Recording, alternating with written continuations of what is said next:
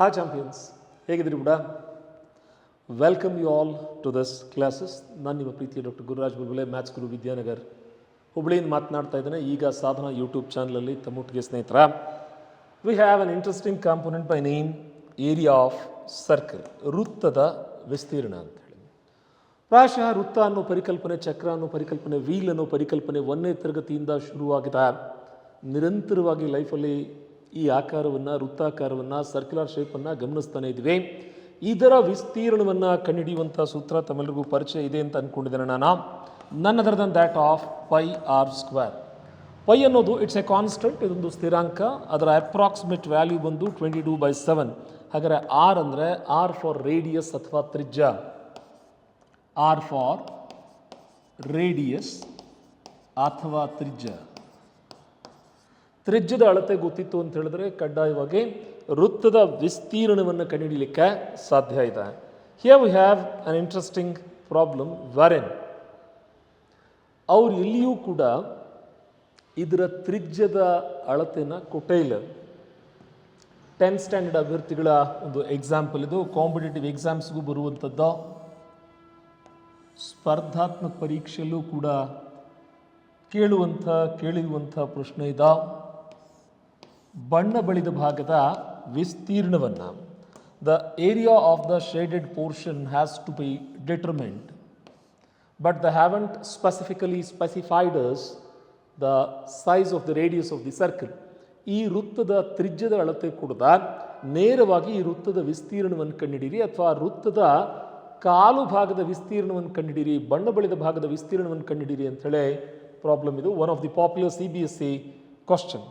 How to determine it?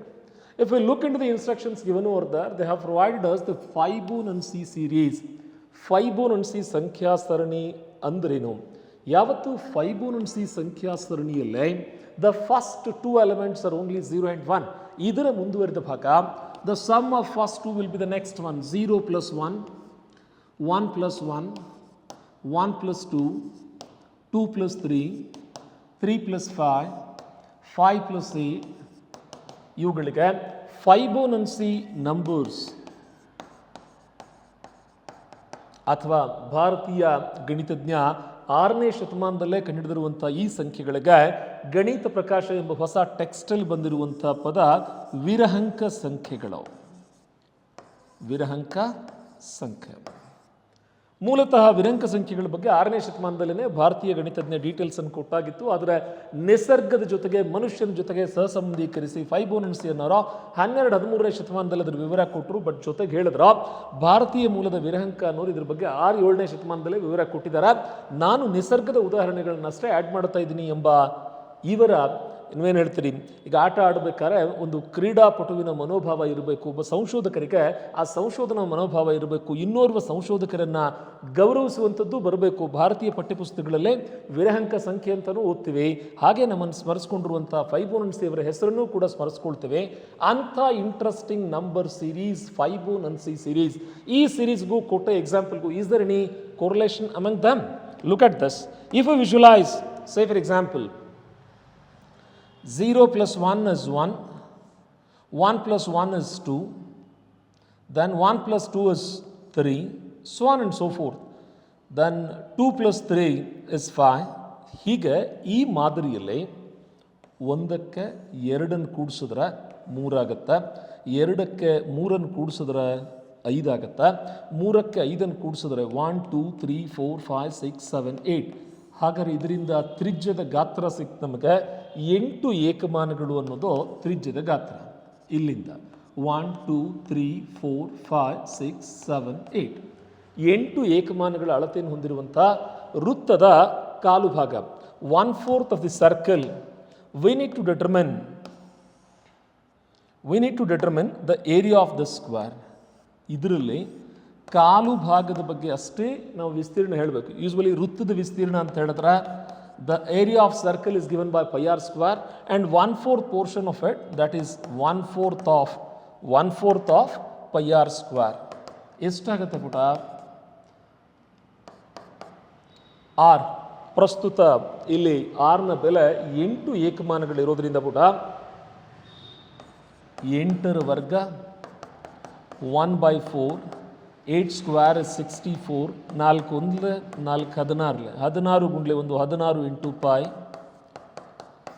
16 pi square units ಅಂತ ಅರ್ಥ. 16 pi square units is the area of the shaded portion. Yes, Fibonacci numbers ಅಂದರೆ ಏನು ಅಂತ ಈಗ ಪರಿಚಯ ಆಯ್ತಾ ನೋಡಿ ಪುಟ. ಫೈಬೋನನ್ಸಿ 0 plus 1 is equal to 1, 1 plus 1 2, 1 plus 2 3, 2 plus 3 5, 3 plus 5 8, 5 plus 8 13, 8 plus 13 21, so on and so forth. ಇದು ಫೈಬೋನನ್ಸಿ ಸರಣಿ. ಅದಕ್ಕೆ ಪೂರಕವಾಗಿರುವಂಥ ಕಾಲು ಭಾಗ ವೃತ್ತದ ಗಿರ್ದ ಭಾಗ 1/4 ಪೋರ್ಷನ್ ಆಫ್ ದಿ ಸರ್ಕಲ್. ಸರ್ಕಲ್ನ ಏರಿಯಾ ಬೇಕು ಅಂತ ಹೇಳಿದ್ರೆ pi R square, that is ಇಡಿಯಾದ ವೃತ್ತ ಆಯಿತು, ಅದರಲ್ಲಿ ಕಾಲು ಭಾಗ ಅಂತಿರೋದಕ್ಕೆ 1/4 ಅಂತರ್ಥ.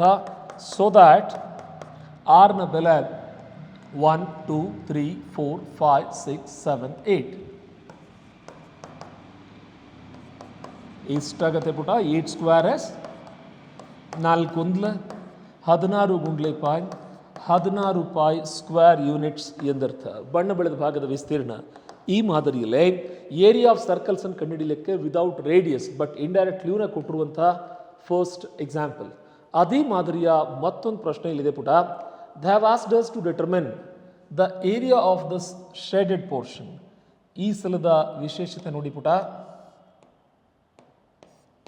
ಇಲ್ಲೇನು ಬಣ್ಣ ಬಳಿದ ಭಾಗ ಇದೆಯಲ್ಲಪ್ಪ, ಈ ಭಾಗದ ವಿಸ್ತೀರ್ಣವನ್ನು ಕಂಡುಹಿಡ್ಕೊಳ್ಬೇಕು ಅಂತ ಅರ್ಥ. ಇಡಿಯಾದ ಸ್ಕ್ವೇರಲ್ಲಿ ದ ಶೇಡೆಡ್ ಪೋರ್ಷನ್. ಪುನಃ ಇಲ್ಲೆಲ್ಲೂ ಸರ್ಕಲ್ ಸ್ಪಷ್ಟವಾಗಿ ಕಾಣಿಸ್ತಾ ಇಲ್ಲ, ಸರ್ಕಲ್ನ ಕೆಲವು ಭಾಗಗಳಷ್ಟೇ ಕಾಣಿಸ್ತಾ ಇದೆ. What is the given data for us? Once again it's a question from CBSE examination, 10th board ಎಕ್ಸಾಮಲ್ಲಿ ಕೇಳಿರುವಂಥ ಪ್ರಶ್ನೆ ಇದೆ.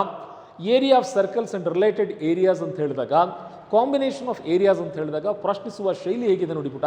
ಇತ್ತೀಚಿನ NCF 2005 ಅನ್ನು ತೆಗೆದುಕೊಳ್ಳಿ, NEP 2020 ತೆಗೆದುಕೊಳ್ಳಿ, ಬರೀ ಮೆಮರಿ ಬೇಸ್ಡ್ ಕ್ವಶನ್ಸ್ ಇಲ್ಲ. ಅಂದರೆ ನೆನಪಲ್ಲಿ ಇಟ್ಕೊಂಡು ಉತ್ತರ ಕೊಡುವಂಥ ಪ್ರಶ್ನೆಗಳಷ್ಟೇ ಇಲ್ಲ, ಫಾರ್ಮುಲಾನ ಕಂಠಪಾಠ ಮಾಡಿ ಉತ್ತರ ಕೊಡುವಂಥ ಪ್ರಶ್ನೆಗಳಷ್ಟೇ ಇಲ್ಲ, ಫಾರ್ಮುಲಾನ ಅಪ್ಲೈ ಮಾಡುವಂಥ applied level of analytical level of reasoning ಕ್ವಶನ್ಸನ್ನು ಇಂಟ್ರೊಡ್ಯೂಸ್ ಮಾಡಿರುವಂಥ ಇಲ್ಲೇ ಕ್ರಿಟಿಕಲ್ ಥಿಂಕಿಂಗ್ ಅಂತ ಹೇಳ್ತಾರೆ ಅವರು. ವಿಶ್ಲೇಷಣಾತ್ಮಕವಾಗಿ ವಿವೇಚಿಸಿ ಉತ್ತರ ಕೊಡುವಂಥ ಪ್ರಶ್ನೆಗಳನ್ನು ಕೇಳಲಾಗಿದೆ. ಇದಕ್ಕೆ ಪೂರಕವಾಗಿರುವಂಥ ಉತ್ತರ ಹೇಗಿರ್ತದೆ? Let's check it out. ಹಾಗಾದರೆ ಫಸ್ಟ್ ಆಫ್ ಆಲ್ ನಮಗೆ ಗೊತ್ತಿರೋದು ಚೌಕದ ವಿಸ್ತೀರ್ಣ ಗೊತ್ತಿದೆ, ವೃತ್ತದ ವಿಸ್ತೀರ್ಣ ಗೊತ್ತಿದೆ. ಇದನ್ನು ಎಲ್ಲಿಂದ ಕಂಡುಕೊಳ್ಳೋಣ? Let's make some changes in the given information. ಕೊಟ್ಟ ಮಾಹಿತಿಯಲ್ಲಿ ಅಲ್ಪ ಬದಲಾವಣೆಯನ್ನು ಮಾಡ್ಕೊಳ್ಳೋಣ ಪುಟ. ಏನು ಚೇಂಜಸ್ ಮಾಡ್ಕೊಂಡಿದ್ದೀವಿ ನಾವಿಲ್ಲಿ? We have drawn N imaginary line. 4 ರೇಖೆಗಳನ್ನ ಎಳೆದಾಗ ಅಲ್ಲೊಂದು ಚೌಕದ ಸೃಷ್ಟಿಯಾಗ್ತದೆ. ಒಂದು ಸಾರಿ ನೋಡ್ಕೊಳ್ಳಿ ಬೇಕಾದ್ರೆ ಇಲ್ಲಿ. ಇಲ್ಲೇ ಲೈನ್ ಡ್ರಾ ಮಾಡೋಣ ನಾವು. ನಮಗೆ ಬೇಕಾಗಿರೋದು ಒಂದು ನಿಮಿಷ ಪುಟ. Look at this. This is semi circle, ಅರ್ಧವೃತ್ತ, semi circle, half circle and the borders of a square. ಅವರು ಓವರಾಲ್ ಆಗಿ ಈ ಭಾಗದ ವಿಸ್ತೀರ್ಣವನ್ನು ಕಂಡುಹಿಡಿಯೋ ಕೇಳಿದ್ದಾರೆ. They have asked us to determine this entire area. ಇದಕ್ಕೆ ಪೂರಕವಾಗಿ ಇಲ್ಲೊಂದು ಇಮ್ಯಾಜಿನರಿ ಲೈನ್ಸನ್ನು ಡ್ರಾ ಮಾಡ್ತೀವಿ ನಾವು. ಈ ಬಿಂದುವಿನಿಂದ ಈ ಬಿಂದುವಿಗೆ first line, second line, the third one, the fourth one. ಇದರಿಂದಾಗಿ ಚೌಕ ಒಂದರ ರಚನೆ ಆಯಿತಾ?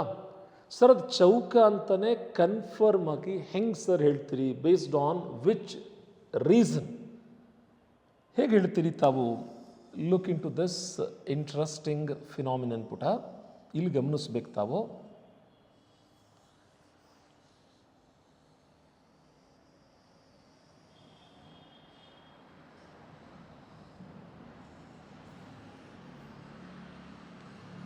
ಇಲ್ಲಿ ಅವ್ರು ಮಾಡಿರುವಂಥ ಲೇಬಲಿಂಗ್ ಕಾಣ್ತಿದೆಯಲ್ಲ ಪುಟ, ನೋಡ್ಕೊಳ್ಳಿಯಪ್ಪ.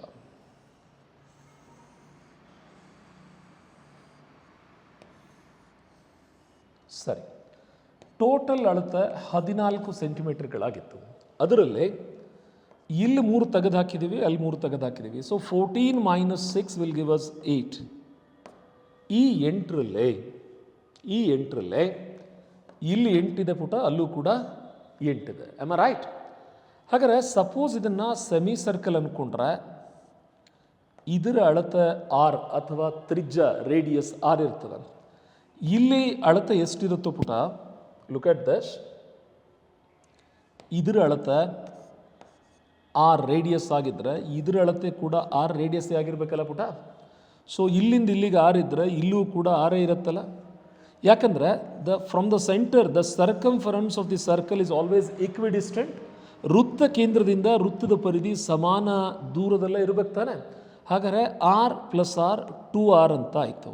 ಹಾಗೇನೆ ಇದನ್ನು ತ್ರಿಜ್ಯ ಅಂದ್ಕೊಂಡ್ರೆ ಈ ತ್ರಿಜ್ಯದ ಅಳತೆ ಇಲ್ಲೂ ಬರ್ತದೆ, ಇಲ್ಲೂ ಆರ್ ಇರ್ತದೆ, ಇಲ್ಲೂ ಆರ್ ಇರ್ತದೆ. R plus r 2r. ಸರಿ, ಹಾಗಾರೆ ಈಗಾಗಲೇ ಗಮನಿಸ್ಕೋಬೇಕು ಪುಟ, ಇದನ್ನು ಸೂಕ್ಷ್ಮವಾಗಿ ಗಮನಿಸ್ಕೊಳ್ಳಿ. ರೈಟ್ ನಾವು ಇಲ್ಲಿ 2r ಇದೆ ಅಂದರೆ ಇಲ್ಲೂ 2r ಇರಬೇಕಲ್ಲ ಪುಟ. ಹಾಗೆ ಇಲ್ಲಿ 3 + 3, ಇಲ್ಲೂ ಕೂಡ ಆರ್ ಪ್ಲಸ್ ಆರ್, ಇಲ್ಲೂ 2r ಇರಬೇಕಲ್ಲ. ಸೊ ಇಲ್ಲಿ ಆರ್ ಇದೆ, ಆರ್ ಇದೆ, ಆರ್ ಇದೆ, ಆರ್ ಇದೆ. ಒಂದು ಸಾರಿ ಸಪರೇಟಾಗಿ ಬರೀತಿ ನೋಡಿ ಪುಟ. ಇಲ್ಲಿ ಸೇ ಫಾರ್ ಎಕ್ಸಾಂಪಲ್ ಇದನ್ನೊಂದು ಚೌಕಾಕಾರ, ಅರ್ಧವೃತ್ತ, ಅರ್ಧವೃತ್ತ. ಇಲ್ಲಿಂದ ತ್ರಿಜ್ಯ ಆರ್ ಇದೆ ಅಂತ ಹೇಳಿದ್ರೆ ಇದರ ಅಳತೆ ಕೂಡ ಆರೇ ಇರಬೇಕು, ಇದರ ಅಳತೆ ಕೂಡ ಆರೇ ಇರಬೇಕು. ಆರ್ ಪ್ಲಸ್ ಆರ್ 2r ಆಗುತ್ತೆ ಅಂದರೆ ಇದರ ಅಳತೆನೂ 2r ಇರ್ತದೆ, ಇದರ ಅಳತೆನೂ 2r ಇರ್ತದೆ. ಆವಾಗ 3 + r + r + r + r + 3 = 14 ತಾನೇ ಆಗಬೇಕು. ಗಮನಿಸ್ಕೊಳ್ಳಿ, ಇದನ್ನು 3 centimetre r + r + r + r 4 ಸಲ ತ್ರಿಜ್ಯದ 4ರಷ್ಟು + 3 = 14. ಹಾಗಾದರೆ 3 + 3 6, r = ಸಮ ಚಿಹ್ನೆ ಒಂದು ಬದಿಗೆ ಪ್ಲಸ್ ಇದ್ದದ್ದು ಪುಟ, ಇನ್ನೊಂದು ಬದಿಗೆ ಹೋಗ್ತಿದ್ದ ಹಾಗೆಯೇ ಮೈನಸ್ ಎಂದು ಬದಲಾಗ್ತದೆ. 14 - 6 is 8, so that the radius is given by 8/4, that is 2 centimeters. ಸರಿ, ಹಾಗಾದರೆ ಈಗ ಉತ್ತರ ಸಿಕ್ತು ನೋಡಿ ಪುಟ ನಮಗೆ. ಮಧ್ಯದಲ್ಲಿರುವಂಥ ಈ ಚೌಕದ ವಿಸ್ತೀರ್ಣವನ್ನು ಕಂಡುಹಿಡಿಯೋದು ಸಾಧ್ಯ ಆಗ್ತಾ ಇದೆ ನಮಗೆ. ಏನಂತ, ಇದರ ಒಂದು ಸೈಡ್ ಬಂದು ಸಪೋಸ್ ಇಟ್ ಈಸ್ 2 ಯೂನಿಟ್ಸ್ ಅಥವಾ 2 ಸೆಂಟಿಮೀಟರ್ ಆಗಿತ್ತು ಅಂದ್ರೆ ಇದರ ವಿಸ್ತೀರ್ಣ 2² ಆಗ್ತದೆ. ಹಾಗೆ ಈ 2 ಹಾಫ್ ಸರ್ಕಲ್ಸ್ನ ಕೂಡಿಸಿದ್ರೆ ಒಂದು ಸರ್ಕಲ್ ಆಗುತ್ತೆ, ಈ 2 ಹಾಫ್ ಸರ್ಕಲ್ಗಳನ್ನ ಕೂಡಿಸಿದ್ರೆ ಒಂದು ಸರ್ಕಲ್ ಆಗುತ್ತೆ. ಇದಿಷ್ಟು ಏರಿಯಾನ ಓವರಾಲ್ ಏರಿಯಾದಲ್ಲಿ ಮೈನಸ್ ಮಾಡಿದ್ರೆ ಏನಿದ್ರ ಅರ್ಥ? ಇಲ್ಲೊಂದು ರಫ್ ಡೈಗ್ರಾಮನ್ನು ಡ್ರಾ ಮಾಡ್ತೀನಿ ನೋಡಿ ನಾನು. Look at this. ನಮಗೆ ನೇರವಾಗಿ ಈ ಚೌಕದ ವಿಸ್ತೀರ್ಣ ಕಂಡುಹಿಡೀರಿ ಅಂತ ಹೇಳಿದ್ರೆ ಸಾಧ್ಯ ಇದೆ. Am I right? ಇದನ್ನು ಹೊರತುಪಡಿಸಿ ಈಗ ಗಮನಿಸ್ಬೇಕು ಪುಟ. ಇಲ್ಲೊಂದು ಈಕ್ವೇಶನ್ ಫಾರ್ಮ್ ಮಾಡ್ತೀನಿ ನೋಡಿ ನಾನು.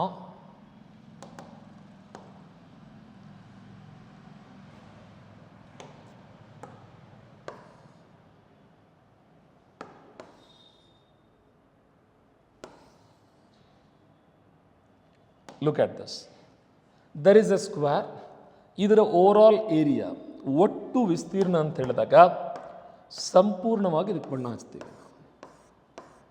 ಒಟ್ಟು ವಿಸ್ತೀರ್ಣ. ಇದರಲ್ಲಿ ಈ ವೃತ್ತದ ವಿಸ್ತೀರ್ಣವನ್ನಷ್ಟೇ ಮೈನಸ್ ಮಾಡಿದ್ರೆ, ಸಬ್ಟ್ರಾಕ್ಟ್ ಮಾಡಿದ್ರೆ, ವ್ಯವಕಲನ ಮಾಡಿದ್ರೆ, ಡಿಡಕ್ಟ್ ಮಾಡಿದ್ರೆ ಇನ್ನುಳಿದ ಭಾಗದ ವಿಸ್ತೀರ್ಣ ಸಿಗ್ತದೆ ಪುಟ. You can get the area of the entire portion. ಹಾಗೆ ಸೆಂಟ್ರಲ್ಲಿ ಏನೇನಿದೆ ಅದನ್ನು ತೆಗೆದಾಕೋಣ. ಸೆಂಟ್ರಲ್ಲಿ ಏನೇನಿದೆ ಪುಟ? ಒಂದು ಸ್ಕ್ವೇರ್ ಇದೆ, 4 ಹಾಫ್ ಸರ್ಕಲ್ಸ್ ಇದಾವೆ. 4 ಹಾಫ್ ಸರ್ಕಲ್ಸ್ ಅಂದರೆ 2 ಸರ್ಕಲ್ಸ್ ಅಂತ ಅರ್ಥ. ಸರ್, ಯಾವ ಆಧಾರದ ಮೇಲೆ ಹೇಳ್ತೀರಿ ಅದನ್ನು? Look at this interesting phenomenon. We have to measure the area of the square in the boundaries up till this portion. ಇದಿಷ್ಟನ್ನು ಹೊರತುಪಡಿಸಿ, ಇದಿಷ್ಟು ಭಾಗವನ್ನು ಹೊರತುಪಡಿಸಿ ಇನ್ನುಳಿದರ ವಿಸ್ತೀರ್ಣವನ್ನು ಕಂಡುಕೊಳ್ಬೇಕು. ಸೊ ಇದರಲ್ಲಿ ಏನಾಗಿದೆ ನೋಡಿ ಪುಟ, ವಿ ಹ್ಯಾವ್ 2 ಸೆಮಿ ಸರ್ಕಲ್ಸ್. ಈ 2 ಭಾಗ ಕೂಡಿಸಿದ್ರೆ ಒಂದು ಸರ್ಕಲ್ ಆಗತ್ತಾ? ಹಾಗೆ ನಾರ್ತ್ ಆ್ಯಂಡ್ ಸೌತ್ ಇನ್ನೊಂದು ಭಾಗ ಕೂಡಿಸಿದ್ರು ಪುಟ ಅಲ್ಲೂ ಒಂದು ಸರ್ಕಲ್ ಆಗುತ್ತೆ ನೋಡಿ. Look at this. ಹಾಗಾದರೆ ಈ ಸರ್ಕಲ್ನ ಆ ಸರ್ಕಲ್ನ ಮೈನಸ್ ಮಾಡೋಣ, ಸ್ಕ್ವೇರ್ ಒಂದನ್ನು ಮೈನಸ್ ಮಾಡ್ಕೊಳ್ಳೋಣ. ಇಲ್ಲೊಂದು ಸಾರಿ ರೇ ಡೈಗ್ರಾಮನ್ನು ಡ್ರಾ ಮಾಡ್ತೀನಿ ನೋಡಿ, ನಾನು ರಫ್ ಡೈಗ್ರಾಮನ್ನು ಡ್ರಾ ಮಾಡ್ತೀನಿ ನೋಡಿ. ಒಂದು ಸ್ಕ್ವೇರ್ ಇದೆ, ಹಾಫ್ ಸರ್ಕಲ್, ಇನ್ನೊಂದು ಅರ್ಧ ವೃತ್ತ, ಮತ್ತೊಂದು ಅರ್ಧ ವೃತ್ತ, ಓವರಾಲ್ ಆಗಿ ದಿಸ್ ಇಸ್ ದ ಇಮೇಜ್. ಹಾಗಾದ್ರೆ ಇದರಲ್ಲಿ ಓವರಾಲ್ ಆಗಿ ವಾಟ್ ವಿಲ್ ಯು ಡೂ? ನಮಗೆ ಈ ಪೋರ್ಷನನ್ನು ತೆಗೆದು ಹಾಕಬೇಕು.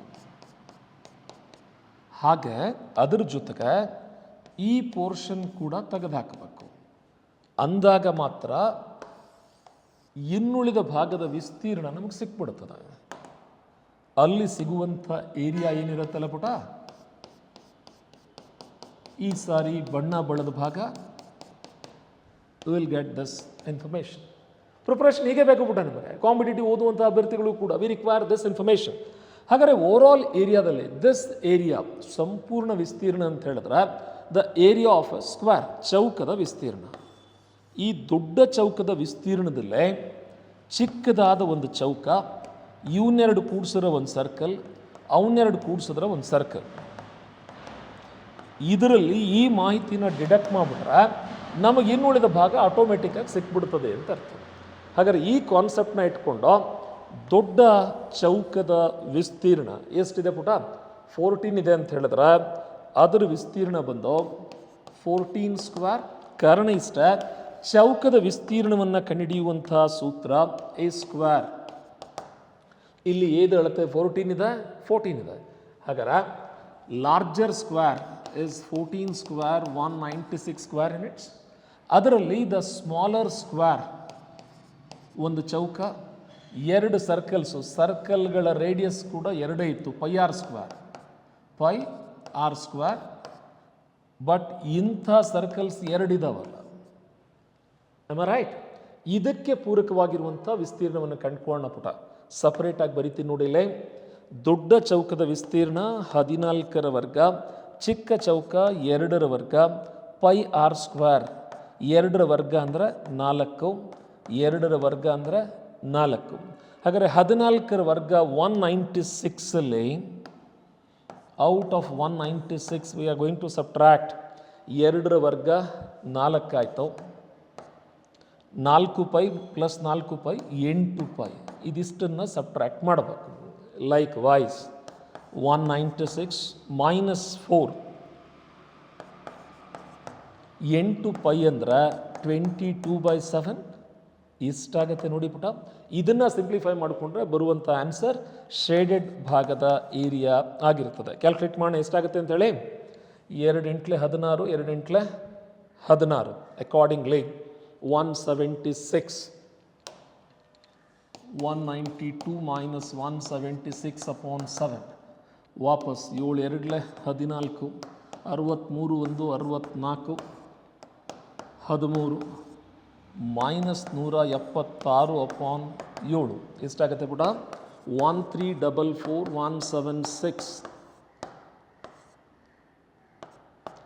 1168 7ಇಂದ ಡಿವೈಡ್ ಮಾಡಬೇಕು. 7 1 7, 4 ಉಳಿತದ, 7 6 42, ದೆನ್ 48 ಉಳಿತದಲ್ಲ, 7 6 42, 7 8 ಅಪ್ರಾಕ್ಸಿಮೇಟ್ಲಿ 166 ಅಥವಾ 167 ಸ್ಕ್ವೇರ್ ಯೂನಿಟ್ಸ್. ಡೌಟ್ ಇದ್ರಬೇಕಾರೆ ನಿಖರವಾದ ಅಳತೆನೇ ಬರ್ಕೊಂಬಿಡಿ ಪುಟ. 7 1 7, 7 6 42, 7 6 42, 166.666 ಸ್ಕ್ವೇರ್ ಯೂನಿಟ್ಸ್ ಅಂತ ಅರ್ಥ, ಚದರ ಏಕಮಾನಗಳು ಅಂತ ಅರ್ಥ. ಹಾಗಾದ್ರೆ ಈಗ ಈ ಕಾಂಬಿನೇಷನ್ ಮಾಡುವಂಥ ಸ್ಕಿಲ್ ಗೊತ್ತಾಯ್ತಾ ನೋಡಿ ಪುಟ, ಹೌ ಟು ಲರ್ನ್. ಹಾಗಾದ್ರೆ ಈಗ ನೋಡಿರುವಂಥ ಎರಡೂ ಕ್ವಶನ್ಸ್ ಅಲ್ಲಿ ತಾವು ಗಮನಿಸ್ತಾ ಇದ್ದೀರಿ, ಕಾನ್ಸೆಪ್ಟ್ ಹೇಗಿರ್ತದೆ ನೋಡಿ. It requires the imagination. ಈ ವಿಜುವಲೈಸೇಷನ್ ಬೇಕಾಗ್ತದೆ, otherwise we cannot learn. Area of ಸ್ಕ್ವೇರ್ನ ಕಂಡುಹಿಡಿಯಲಿಕ್ಕೆ ಪೈ ಆರ್ ಸ್ಕ್ವೇರ್ ಫಾರ್ಮುಲಾ ಎಲ್ಲಿಂದ ಬಂತು? ಎಸ್, ಇದು ತ್ರಿಜ್ಯ, ವೃತ್ತದ ತ್ರಿಜ್ಯ. ಸೊ ಇಲ್ಲಿ R into pi R is pi R square. ಹೀಗೆ ಹಲವಾರು ವಿಜುವಲೈಸೇಷನ್ಸನ್ನು ಕೂಡ ನಾವು ಗಮನಿಸಿರ್ತೀವಿ. ಒಟ್ಟಾರೆ ಪುಟ ನಮ್ಮ ಪ್ರಿಪ್ರೇಷನ್ ಹೇಗಿರಲಿ? Think about it. ಈ ಎಕ್ಸಾಮ್ ಹತ್ರ ಬರ್ತಾ ಇದೆ, 10th ಮಕ್ಕಳು ಕೂಡ ಪ್ರಿಪೇರ್ ಆಗ್ತಾ ಇದ್ದೀರಿ. ಪುಟ ನಾಳೆ ನೀವು 10th ಮುಗಿಸಿ PUಗೆ ಹೋದಾಗ ನೀವು IIT ಪ್ರಿಪೇರ್ ಮಾಡ್ತಿರೋ, JEE ಪ್ರಿಪೇರ್ ಮಾಡ್ತಿರೋ, ಅಥವಾ ನೀಟ್ ಪ್ರಿಪೇರ್ ಮಾಡ್ತಿರೋ, ಅಲ್ಲೆಲ್ಲ ಕಾನ್ಸೆಪ್ಚುಲೈಸೇಷನ್ ಮೇಲೆ ಕ್ವಶನ್ಸ್ ಇರ್ತದೆ. ಅದಕ್ಕೆ ತಕ್ಕಂತೆ you need to prepare a lot. ಆ ವಿಜುವಲೈಸೇಷನ್ ಇತ್ತು ಅಂತ ಹೇಳಿದ್ರೆ ಆ ಇಮ್ಯಾಜಿನೇಷನ್ ನಮಗೆ ಇಲ್ಲಿ ಸ್ಕೂಲ್ ಲೆವೆಲಲ್ಲಿ ಡೆವಲಪ್ ಆಗಿಬಿಡ್ಬೇಕು. ಅಥವಾ ನಾವು ಯಾವ ಕಂಟೆಂಟು ರೆಡಿನೇ ಆಗ್ತಿಲ್ಲ ಸರ್ ಅನ್ನೋ ಸ್ನೇಹಿತರು, ನಾಳೆ 10th ಮುಗಿಸಿ PU ಮುಗಿಸಿ ನೀವು ಯಾವ ಎಕ್ಸಾಮಿಗಾರು ಹೋಗಿ ಪುಟ, ನೀವು ಕಾಂಪಿಟೇಟಿವ್ ಎಕ್ಸಾಮ್ಸ್ಗೆ ಹೋಗ್ತಿರೋ, ಅಕಾಡೆಮಿಕ್ ಎಕ್ಸಾಮ್ಸ್ಗೆ ಹೋಗ್ತಿರೋ, ಸ್ಕಾಲಾಸ್ಟಿಕ್ ಆಪ್ಟಿಟ್ಯೂಡ್ ಟೆಸ್ಟ್, ಬಹಳಷ್ಟು ಫಾರಿನ್ ಯೂನಿವರ್ಸಿಟಿಗಳಲ್ಲಿ ಇದೇ ಮಾದರಿಯ ಟೆಸ್ಟಿಂಗೇ ಕಂಟಿನ್ಯೂ ಆಗ್ತದೆ ಪುಟ. ವಿ ಆರ್ ಫ್ರಮ್ ಮ್ಯಾಥ್ಸ್ ಗುರು. ನಾವು ಇದಕ್ಕೆ ಪೂರಕವಾಗಿ ರೆಗ್ಯುಲರ್ ಮತ್ತು ವೆಕೇಶನ್ ಎರಡೂ ರೀತಿಯ ಕ್ಲಾಸ್ಗಳನ್ನ ಕಂಡಕ್ಟ್ ಮಾಡ್ತೀವಿ. ಅದರಲ್ಲಿ CBSE ಸಿಲೆಬಸ್ ಇರ್ತದೆ, ಸ್ಟೇಟ್ ಸಿಲೆಬಸ್ ಕೂಡ ಇರ್ತದೆ. ಈಗಾಗಲೇ ಅಡ್ಮಿಷನ್ ಸ್ಟಾರ್ಟ್ ಮಾಡಿದ್ದೀವಿ ಪುಟ. ನಮ್ಮ way of explanation with help of the digital board. ನಾವು ನೀವು ಕಲಿಬೇಕಾದ್ರೆ ಕೆಲವು ಪೇರೆಂಟ್ಸ್ ಫಾರ್ ಎಕ್ಸಾಂಪಲ್ ನಮಗೆ ಆ ಸೌಲಭ್ಯಗಳು ಇರಲಿಲ್ಲ, ಈಗಿರೋ ಮಕ್ಕಳಿಗೆ ಆ ಸೌಲಭ್ಯಗಳಿದೆ. ಈಗ ವಿಜುವಲೈಸೇಷನ್ ಬೇಕಾಗ್ತದೆ, ಈ ಕಾನ್ಸೆಪ್ಚುವಲ್ ಕ್ಲಾರಿಟಿ ಇಂದಿನ ಮಗುವಿಗೆ ಬೇಕಾಗ್ತದೆ. ಇಂದಿನ ಮಕ್ಕಳು ನಿಮ್ಮ ಎಲ್ಲರಿಗಿಂತ ಬುದ್ಧಿವಂತರಿದ್ದಾರೆ. ಅವರಿಗೆ ಸಹಕಾರಿಯಾಗಿರುವಂಥ ಟೆಕ್ನಾಲಜಿನ ಬಳಸ್ಕೊಂಡು ಪಾಠ ಮಾಡೋ ಈ ಸ್ಟ್ರಾಟಜಿನ ನಾವು ಮ್ಯಾಥ್ಸ್ ಗುರು ವಿದ್ಯಾನಗರ ಹುಬ್ಳಿಯಲ್ಲಿ ಇಂಟ್ರಡ್ಯೂಸ್ ಮಾಡಿದ್ದೀವಿ ಪುಟ. ನಮ್ಮಲ್ಲಿ ಏಪ್ರಿಲ್ 1st ಅಥವಾ 2nd ವೀಕಿಂದ ಸ್ಟಾರ್ಟ್ ಆಗುವಂಥ 50 ದಿನಗಳ ತರಬೇತಿ ಇರ್ತದೆ. ಮ್ಯಾಥ್ಸು, ಸೈನ್ಸು, ಸೋಷಿಯಲ್ ಸೈನ್ಸು ಜೊತೆಗೆ ಇಂಗ್ಲೀಷ್ ಮ್ಯಾಮ್ 4 ಸಬ್ಜೆಕ್ಟ್ಗಳಿಗೂ ಕೂಡ ಟ್ರೈನಿಂಗ್ ಇರ್ತದೆ. Digital board based PPT based ಟ್ರೈನಿಂಗನ್ನು ಪ್ರೊವೈಡ್ ಮಾಡ್ತೀವಿ. ಇದರ ಜೊತೆಗೆ 45 ದಿನಗಳ ತರಬೇತಿ ಮುಗಿದ ಮರುಕ್ಷಣದಲ್ಲೇ ಅಲ್ಲಿಗೆ ಮುಗೀತು ಅಂತ ಅರ್ಥ ಅಲ್ಲ. 45 to 50 ಡೇಸ್ ಕೋರ್ಸ್. ಇದಾದ ನಂತರ ವರ್ಷ ಪೂರ್ತಿಯವರಿಗೆ ಆನ್ಲೈನ್ ಸೆಷನ್ಗಳನ್ನು ಕೂಡ ಕಂಡಕ್ಟ್ ಮಾಡಲಾಗ್ತದೆ. ಅದರಲ್ಲಿ ಮ್ಯಾಥ್ಸ್ ಇರ್ತದೆ, ಸೈನ್ಸ್ ಇರ್ತದೆ, ಸೋಷಿಯಲ್ ಸೈನ್ಸ್ ಇರ್ತದೆ, ಇಂಗ್ಲೀಷ್ ಗ್ರಾಮರ್ ಕೂಡ ಇರ್ತದೆ, ರೆಗ್ಯುಲರ್ ಟೆಸ್ಟ್ಗಳಿರ್ತದೆ ಆ್ಯಸ್ ಪರ್ ದ ಪ್ಯಾಟರ್ನ್. ಬರೀ ಮಕ್ಕಳನ್ನ ಬೈತಾ ಕೂತ್ಕೊಳ್ಳೋದಷ್ಟೇ ಅಲ್ಲ ಪುಟ, ಅವ್ರಿಗೇನು ಬೇಕು, ಅವ್ರ ಅಗತ್ಯತೆಗಳೇನು ಅನ್ನೋದನ್ನು ಅರ್ಥ ಮಾಡಿಕೊಂಡು ಅವ್ರಿಗೆ ಪೂರಕವಾಗಿರುವಂಥ ಸ್ಟ್ರಾಟಜಿ, ಟೆಕ್ನಾಲಜಿ, ಡಿಜಿಟಲ್ ಬೋರ್ಡ್ ಇವುಗಳೆಲ್ಲವನ್ನು ಬಳಸಿ ಅವರಿಗೆ ಅರ್ಥ ಆಗಿಸೋ ಥರ ಮಾಡಿ let them enjoy the joy of learning ಅನ್ನುವಂಥ ಕಾನ್ಫಿಡೆನ್ಸ್ನ ಕೊಟ್ಟು ಅವರಿಗೆ ಬಾಯ್ಸ್ ಹಾಸ್ಟೆಲ್ ಬೇರೆ, ಗರ್ಲ್ಸ್ ಹಾಸ್ಟೆಲ್ ಬೇರೆ, ಸರಿಯಾದ ಫುಡ್ ವ್ಯವಸ್ಥೆ ಎಲ್ಲವನ್ನ ಮಾಡಲಾಗಿದೆ. ಹುಬ್ಬಳ್ಳಿ ವಿದ್ಯಾನಗರ ಕಾಡಸಿದ್ದೇಶ್ವರ ಕಾಲೇಜ್ ಅಪೋಸಿಟಲ್ಲೇ ನಾವಿದ್ದೀವಿ. ವರ್ಷ ಪೂರ್ತಿ ಆನ್ಲೈನ್ ಕ್ಲಾಸ್ಗಳನ್ನು ಕೂಡ ಕಂಡಕ್ಟ್ ಮಾಡ್ತಾ ಇದ್ದೀವಿ. ಸ್ಕ್ರೀನ್ ಮೇಲೆ ಕಾಣ್ತಾ ಇರುವಂಥ ನಂಬರ್ಗಳಿಗೆ ಕಾಂಟ್ಯಾಕ್ಟ್ ಮಾಡಿ ಭೇಟಿಯಾಗಿ ಅಂತ ಹೇಳ್ತಾ, ವಾಪಸ್ ತಮಗೆ ಅಕಾಡೆಮಿಕಲಿ ಮತ್ತೇನಾದ್ರು ಕ್ವೆರೀಸ್ ಇದ್ದರೆ ನಾವು ನಮ್ಮ ಎಂಟೈರ್ ಟೀಮ್ ಮ್ಯಾಥ್ಸ್ ಗುರು ಹುಬ್ಳಿಲಿ ಇರ್ತೀವಿ ಅಂತ ಹೇಳ್ತಾ, ಈಗ ಸದ್ಯ SLC ಎಕ್ಸಾಮ್ಸ್ಗೆ ಪೂರಕವಾಗಿರುವಂಥ ಇನ್ನಷ್ಟು ವಿಡಿಯೋ ಸರಣಿಯ ಜೊತೆಗೆ ಬರಲಿದ್ದೇವೆ. CBSE ಕ್ಯಾಂಡಿಡೇಟ್ಸ್ ಆ್ಯಂಡ್ ಸ್ಟೇಟ್ ಬೋರ್ಡ್ನ ಯಾವುದೇ ಅಭ್ಯರ್ಥಿಗಳ ನಿಮ್ಮ 10th ಎಕ್ಸಾಮ್ಸ್ ರಿಲೇಟೆಡ್ ಮ್ಯಾಥ್ಸ್ ಆಗಿರಲಿ, ಸೈನ್ಸ್ ಆಗಿರಲಿ, ಸೋಷಿಯಲ್ ಸೈನ್ಸ್ ಆಗಿರಲಿ, ಇವನ್ ಇಂಗ್ಲೀಷ್ ಗ್ರಾಮರ್ ಆಗಿರಲಿ, ಕಂಟೆಂಟ್ ರಿಲೇಟೆಡ್ ಏನಾದರೂ ಕ್ವೆರೀಸ್ ಇತ್ತು ಅಂತ ಹೇಳಿದ್ರೆ ನಮ್ಮ ಕಾಮೆಂಟ್ ಮೂಲಕ ತಿಳಿಸಿದ್ರೆ ಅದಕ್ಕೆ ಪೂರಕವಾಗಿರುವಂಥ ವಿಡಿಯೋನ ತೆಗೆದುಕೊಂಡು ಬರಲಿದ್ದೇವೆ ಅಂತ ಹೇಳ್ತಾ, thank you for the time. See you again in the maths Guru study centres. ಫಾರಿನ್ಗೆ ಹೋಗಬೇಕು ಅನ್ನೋ ಕನಸಿದ್ದವರು, ವಿಭಿನ್ನ ಯೂನಿವರ್ಸಿಟಿಗಳಲ್ಲಿ ಎಂಟ್ರನ್ಸ್ ಎಕ್ಸಾಮ್ ಮೂಲಕ ಪ್ರವೇಶ ಪಡಿಬೇಕು ಅನ್ನೋ ಕನಸಿರೋರಿಗೆ ಫೌಂಡೇಶನ್ 1 to 10 ನೆನಪಿರಲಿ ಪುಟ. ಇಲ್ಲಿರೋ ಕಾನ್ಸೆಪ್ಚುವಲ್ ಕ್ಲಾರಿಟಿನೇ ಮುಂದೆ ಕ್ಯಾರಿ ಆಗ್ತದೆ. ಸೈನ್ಸ್ಗೆ ಹೋಗಿ ನನ್ನ ಮಗನಿಗೆ ಅದು ಬರಲಿಲ್ಲ, ಇದು ಬರಲಿಲ್ಲ, ಆ ಒದ್ದಾಟಗಳು ಬೇಡ, ಇವ್ರನ್ನ ಬ್ಲೇಮ್ ಮಾಡೋದು ಬೇಡ ಪುಟ. ಈಗಾಗಲೇ ಇರೋ ಎಜುಕೇಷನ್ ಸಿಸ್ಟಮಲ್ಲಿ ಟೀಚರ್ಸ್ ಮೇಲೆ ಸಾಕಷ್ಟು ರೆಸ್ಪಾನ್ಸಿಬಿಲಿಟೀಸ್ ಇದೆ. ಬಟ್ ಆ ಮಗುವಿನ ಅಗತ್ಯತೆಗಳು ಏನು ಅಂತ ನೋಡಿಕೊಂಡು ಅದಕ್ಕೆ ಪೂರಕವಾಗಿರುವಂಥ ಕೆಲಸವನ್ನು ನಾವು, ನೀವು, ಸೊಸೈಟಿ, ಪೇರೆಂಟ್ಸ್ ಎಲ್ಲರೂ ಸೇರ್ಕೊಂಡು ಮಾಡೋಣ ಅಂತ ಹೇಳ್ತಾ ವಾಪಸ್ ಸಿಗೋಣ friends. See you then. Take care. Bye.